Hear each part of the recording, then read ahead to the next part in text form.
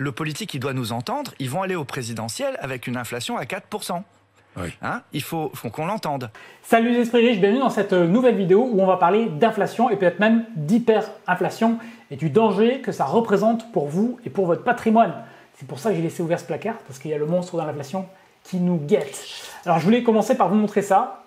Alors normalement j'aurais dû vous montrer mon billet de 250 millions de dollars du Zimbabwe, mais je ne le retrouve plus.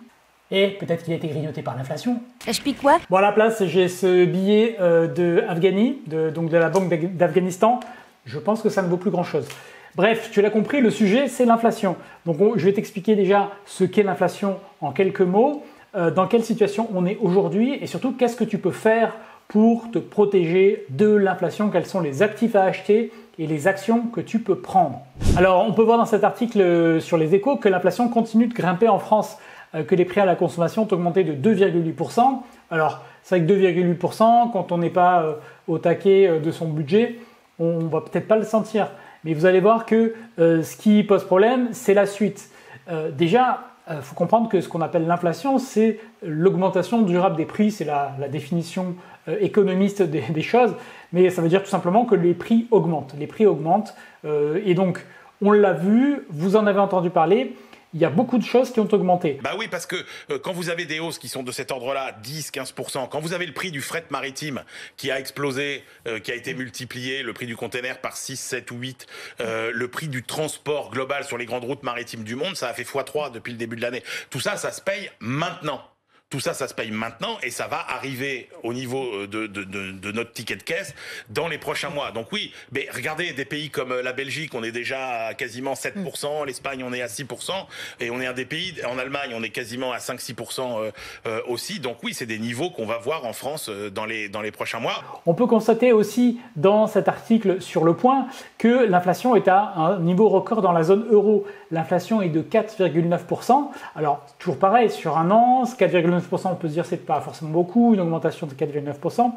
Mais le truc, c'est que ce taux-là, c'est une augmentation et c'est la plus forte augmentation de l'inflation depuis 20 ans. C'est un niveau record depuis 20 ans. Donc, c'est ça qui inquiète surtout, plus que le pourcentage en tant que tel. On a vu l'augmentation du cours de l'énergie de 21%, avec notamment le gaz. Vous avez entendu ça il y a quelques mois, on en sait que le gaz avait augmenté de 12 et quelques pourcents. Donc, à chaque fois, on a des signaux qui nous montrent que le prix de certaines choses augmente fortement. De plus, toujours dans cet article des Échos, on a l'indice des prix harmonisés, IPCH, qui nous donne 3,4% d'augmentation au lieu de 2,8%. En gros, qu'est-ce que c'est?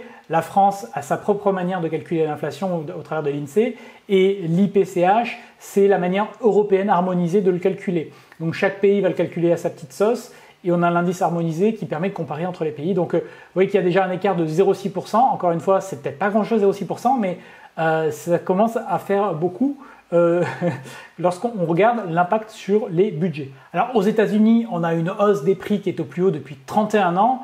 Et puis, vous avez entendu parler des différentes ruptures qui existent, que l'on a vu sur les semi-conducteurs qui pénalisent encore notamment la production automobile. Il faut savoir qu'il y a plein d'usines qui sont fermées en ce moment même, qui sont fermées pour 1 mois ou 2 mois parce qu'il y a une pénurie qui empêche la production des voitures. Donc, moins de production de voitures dit moins de voitures à la vente. Moins de voitures à la vente dit raréfaction du marché et dit potentiellement augmentation du prix des voitures, rien que pour cette raison-là. On peut parler du bois aussi, où il y a eu toute une polémique autour du prix du bois qui s'est un petit peu calmé, mais quand même, notamment, qu'est-ce qui s'est passé? On a les prix qui ont augmenté parce qu'il y a eu une très forte demande, notamment de la Chine, qui est venue acheter beaucoup de bois. Ça a fait polémique en France, en Belgique et dans d'autres pays, asséchant le marché, parce qu'il n'y a aucune mesure de protection qui existe sur ce genre d'actifs pour l'instant, et donc faisant augmenter les prix.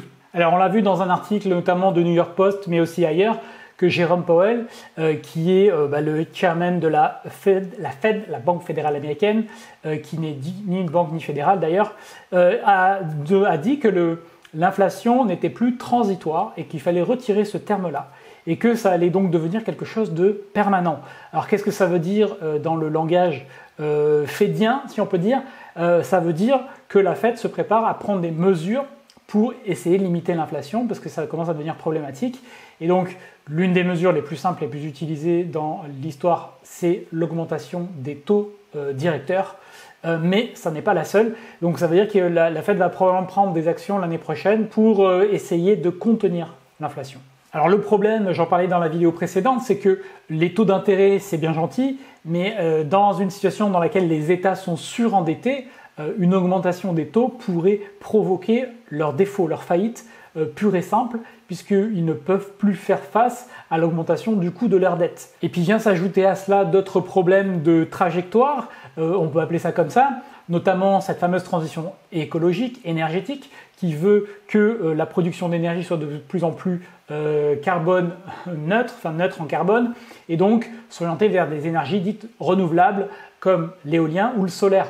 Le problème de ces énergies-là, on le connaît, c'est que l'énergie produite est intermittente et qu'elle est donc beaucoup moins fiable que les énergies que nous utilisions massivement avant et encore d'ailleurs aujourd'hui. On a un exemple très probant en ce moment dans l'Europe du Nord, avec cause de la sécheresse et du manque de vent, le prix de l'énergie a été multiplié par 6. Et on peut ajouter à cela le fait qu'il y a une pénurie de main-d'œuvre. Alors ça, c'est vraiment une conséquence directe de la crise. Je vous en ai parlé dans une autre vidéo que je mettrai en lien avec le phénomène de la grande démission aux États-Unis, où il y a plusieurs millions de personnes qui ont tout simplement arrêté de travailler et où il y a certains États où le gouverneur a annoncé qu'ils allaient faire des versements, ils allaient payer les gens pour les inciter à retourner travailler. Donc il y a ce phénomène de raréfaction de main-d'œuvre. Donc on le voit en France, c'est notamment dans la restauration, où beaucoup de gens ont été dégoûtés de ce métier de par ce qui s'est passé, la manière dont ils ont été traités. Donc dans tout un tas de métiers, eh bien, il y a eu beaucoup de démissions. Et donc, beaucoup de démissions, ça fait que les entreprises vont offrir de meilleurs salaires. Et ça, c'est des sujets qu'on voit tourner en ce moment dans l'actualité. Les entreprises vont augmenter les salaires. Et donc, qui dit augmentation des salaires, dit qu'à un moment donné, la patate, on va la passer aux consommateurs. Donc, augmentation des prix à la vente de plein de choses. Et ça, vous l'avez probablement constaté aussi qu'il y a plein de secteurs où les prix ont augmenté pour cette raison-là. Alors ce phénomène, on n'en est qu'au début, mais par exemple, on voit que par exemple en Allemagne, ils ont annoncé une augmentation du salaire minimum de 22%. Donc ça va évidemment avoir une conséquence sur les tarifs de plein de services de base. L'autre phénomène est probablement le plus important et qui a causé l'inflation, qui va continuer de l'alimenter, c'est la politique monétaire. Alors les stats sont complètement hallucinantes, c'est-à-dire qu'on sait que notamment les États-Unis ont imprimé en un mois plus de dollars que sur les 200 dernières années. Donc c'est des chiffres qui sont complètement fous. Évidemment, à l'origine de tout cela, c'est la crise des subprimes. Vous savez, c'était en 2008. On a déjà oublié un petit peu ce qui s'était passé. Mais en gros, les politiques d'octroi des crédits étaient complètement farfelues. C'est-à-dire que beaucoup de ménages qui n'auraient pas dû pouvoir emprunter ont emprunté. Et on les faisait même emprunter. Et tout cela lié à la finance, aux produits dérivés et au fait de packager des produits dans des éléments que personne ne comprenait réellement. Tout ça a fait que le système a implosé. Et pour le sauver, eh bien, la Banque centrale a imprimé beaucoup d'argent. C'est la première fois que ça a été fait à cette échelle-là. Et la deuxième fois, c'est l'année dernière à cause de la crise. Donc tout ça a fait que, bien, $1 d'aujourd'hui permet d'acheter beaucoup moins de choses qu'un dollar d'hier. Et c'est la même chose pour l'euro, même si au moment de 2008, on a un peu moins été touché. Là, avec ce qui s'est passé, on est bien dedans et on est dans la même situation que les États-Unis. Alors, est-ce qu'il va falloir se battre comme c'est arrivé l'année dernière avec nos amis américains, comme on le voit dans cet article, ou si vous ne le saviez pas, les Américains rachetaient sur le tarmac les cargaisons de masques au nez des Français. Donc est-ce qu'il va falloir se battre de cette manière-là pour racheter des produits de première nécessité comme du bois ou comme de l'énergie? Est-ce qu'il va falloir en arriver jusque-là? Personne, évidemment, n'espère que ce soit le cas. Alors l'Espagne, par exemple, rencontre aussi ce type de problème par rapport à l'énergie, puisqu'on y apprend que le gazoduc principal qui alimente l'Espagne a été fermé pour cause de guerre diplomatique avec le Maroc. Et du coup, la facture d'énergie flambe en Espagne et l'Espagne cherche des moyens alternatifs de se fournir en énergie. Et dans un autre article sur France 24, on y lit qu'effectivement, une partie de la crise du coût de l'énergie est liée aux politiques de transition énergétique, puisque celles-ci misent sur des énergies intermittentes que l'on ne contrôle pas, que la consommation, la demande, elle, ne faiblit pas. Et donc, du coup, on se retrouve dans une impasse et donc le prix augmente. Alors, il est vrai pour les plus anciens d'entre vous, ou ceux qui ont bien étudié l'économie et l'histoire, que jusqu'en 1983, les salaires étaient indexés sur l'inflation. Ce qui fait que, naturellement, tous les salariés étaient protégés, ou en tout cas en partie, contre l'inflation, puisque leurs revenus augmentaient mécaniquement d'autant. Mais ce n'est plus le cas depuis longtemps.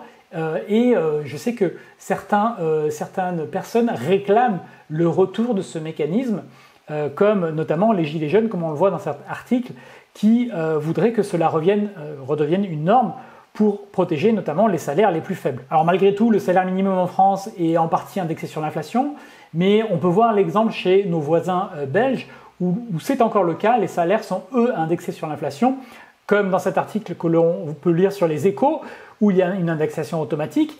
Et là, c'est les patrons qui se plaignent et qui alertent sur le fait qu'il risque d'y avoir une boucle d'augmentation des salaires à cause des éléments extérieurs que j'ai cités, énergie, écologie et tous les éléments qu'on a vus, qui eux tirent les prix de l'inflation.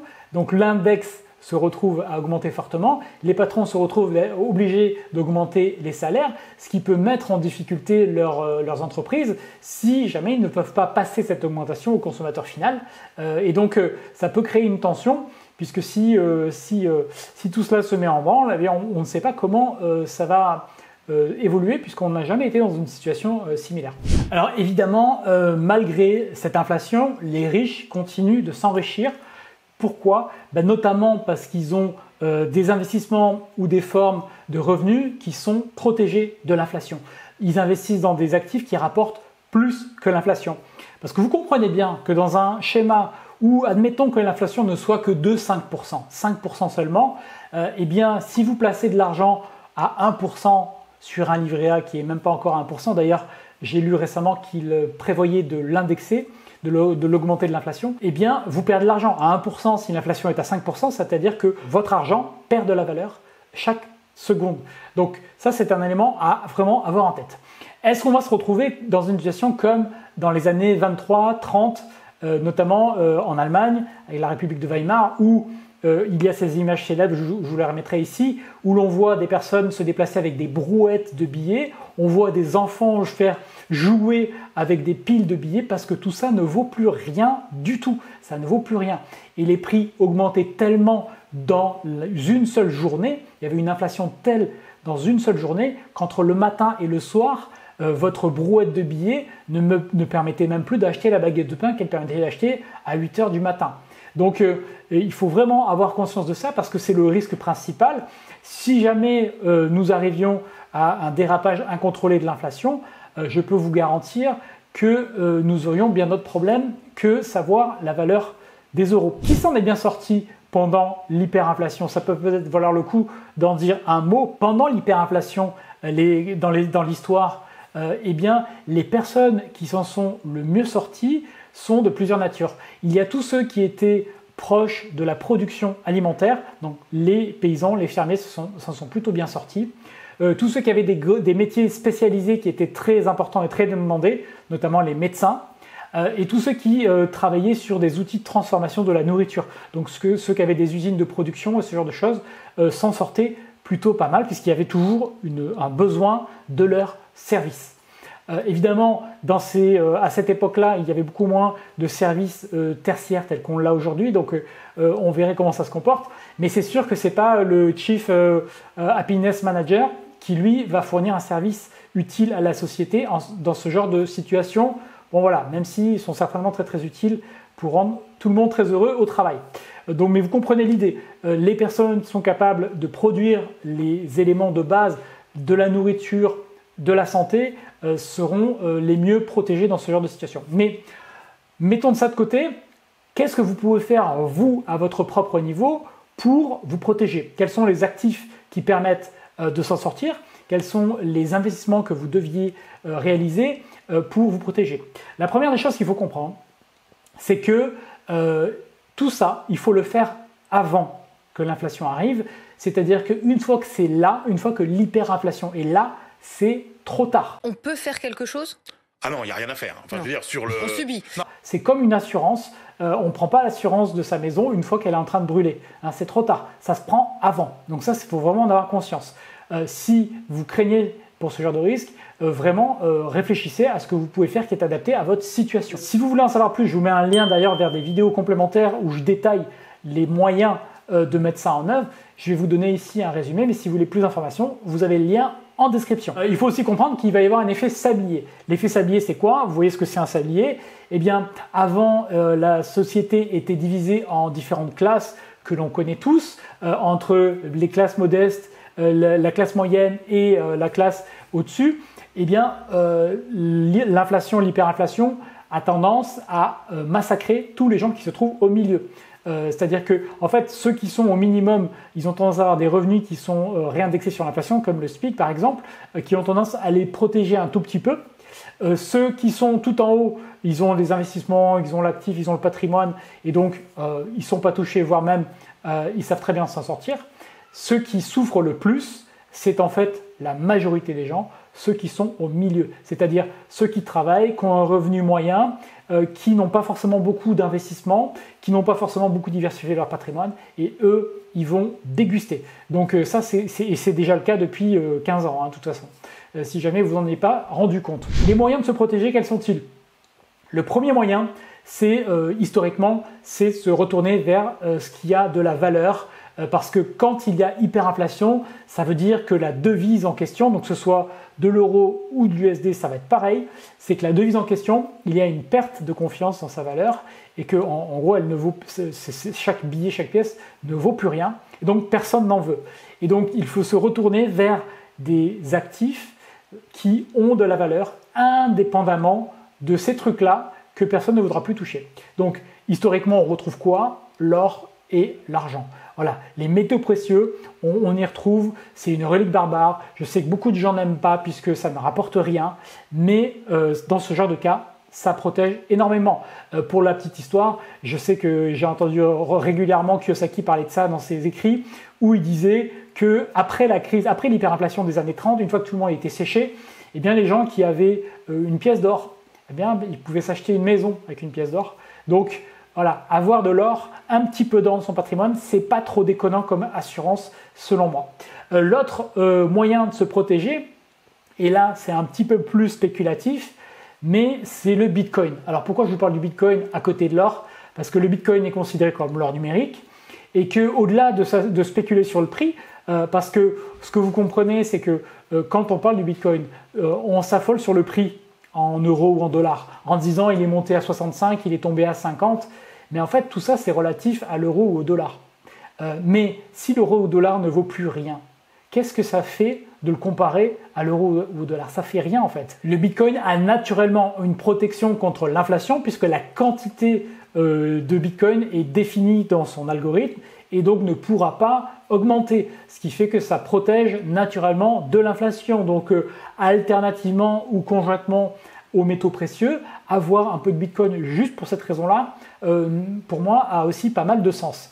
L'autre classe d'actifs qui peut vous aider à vous protéger de l'inflation, c'est d'avoir des titres de sociétés, de grandes sociétés de qualité. Donc des actions de grandes sociétés que tout le monde connaît. On peut citer pour la France Accor, Publicis, Sodexo, Air Liquide, Essilor. Voilà, il y en a plein de grandes sociétés qui sont sur le marché, ne dépendent pas de l'État, qui ont des produits et des services de qualité, qui travaillent en fait principalement d'ailleurs hors de France. Et voilà, avoir des actifs comme ceci, c'est un très bon moyen aussi de vous protéger de l'inflation. Ça dépendra évidemment du secteur de chacune de ces entreprises, mais vous comprenez qu'il vaut mieux avoir un titre d'Air Liquide, de Pernod Ricard ou d'Essilor plutôt que d'avoir un euro. En fait, votre euro, il va valoir rien, alors que l'action de la société, elle a une valeur intrinsèque, qui est la valeur de la société. Et encore une fois, l'erreur serait de la comparer toujours au prix en euros, Mais si votre euro ne vaut plus rien, si votre euro est dévalué en continu, comme c'est le cas depuis des années, ça sert un peu à rien de le comparer à la valeur en euros en tant que telle. Vous voyez ce que je veux dire? Donc ça, c'est un élément à avoir en tête aussi. Troisième classe d'actifs qui est hyper intéressant dans ce cas-là, c'est tout simplement d'avoir des devises étrangères. Il y a quelques pays dans le monde qui sont réputés pour la qualité de leurs devises. On peut citer la couronne norvégienne, le franc suisse et peut-être même dans une certaine mesure le yuan chinois, notamment les obligations d'État qui permettent de s'exposer au yuan chinois indirectement parce que notamment ils n'ont pas injecté massivement de l'argent dans leur système économique à cause de la crise que nous venons de traverser eux. Donc voilà, avoir des devises étrangères de qualité est évidemment aussi un autre moyen de se protéger de l'inflation ou en tout cas de la dilution monétaire que l'on vit. Après, l'inconvénient d'avoir des devises étrangères, c'est que ça aussi, ça ne rapporte pas grand-chose. Alors que si vous avez du Bitcoin, vous pouvez le stacker. Si vous avez des actions, ça verse un dividende. Et si vous avez la dernière classe d'actifs que j'affectionne aussi particulièrement, c'est l'immobilier. Si vous avez de l'immobilier, là aussi, vous touchez des loyers qui, eux, seront indexés naturellement sur l'inflation. L'immobilier, évidemment, à taux fixe. En France, je sais que ce n'est pas trop la norme, mais quand même, ça existe. Il faut emprunter à taux fixe. Si vous empruntez à taux variable et que les taux directeurs se mettent à déconner, vous êtes à contrario en danger. Donc faites bien attention à ça. Si c'est votre cas, relisez vos contrats de prêt et faites-les modifier. Vous avez tout à fait la possibilité de demander une modification, voire même de le faire acheter pour passer à taux fixe. C'est une très très grosse protection que vous pouvez mettre en œuvre dès à présent. Donc voilà ce que j'avais à vous dire sur l'inflation, voire l'hyperinflation qui nous guette. Prenez les actions corrective, préventive dès maintenant. Regardez le lien en description. J'ai une série de vidéos qui est actuellement en ligne qui va être retirée la semaine prochaine. Donc profitez-en tant que c'est en ligne. J'explique plus en détail les actions que vous pouvez mener. Et dans tous les cas, on se retrouve pour de prochaines aventures. Salut!